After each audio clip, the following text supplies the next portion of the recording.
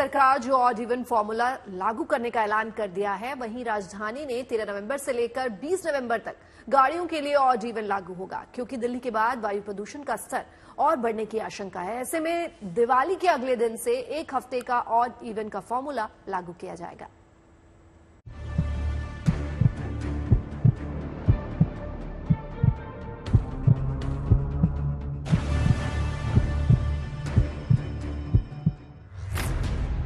फिर आ गया odd even.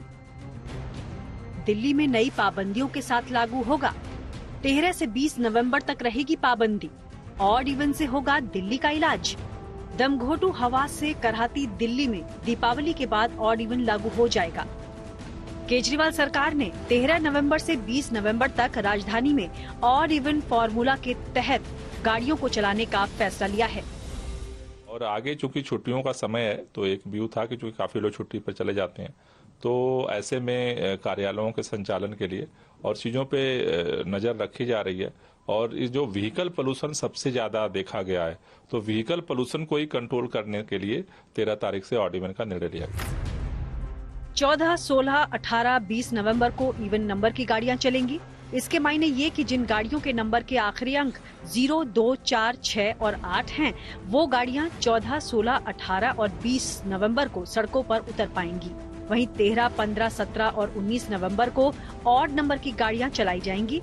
इसका मतलब ये कि जिन गाड़ियों के नंबर में आखिरी अंक 1, 3, 5, 7 और 9 हैं, उन गाड़ियों को इन तारीखों में सड़क पर उतरने की अनुमति होगी।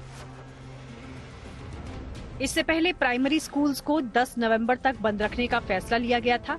राजधानी में पहले ही बढ़ते प्रदूषण के मद्देनजर ग्रैप 4 की पाबंदियां लागू हैं।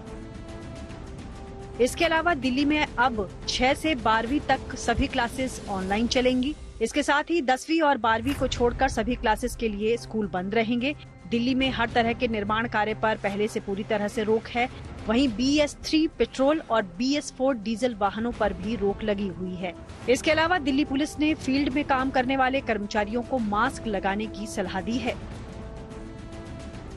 केजरीवाल सरकार के अनुसार राजधानी में वायु प्रदूषण की गंभीरता को कम करने के लिए नियमित तौर पर कदम उठाए जा रहे हैं, जिनके तहत दीपावली के बाद दिल्ली में प्रदूषण लेवल बढ़ने की आशंका के मद्देनजर ही 13 नवंबर से 20 नवंबर की अवधि में एक हफ्ते का ऑड इवन फॉर्मूला लागू किया जाएगा।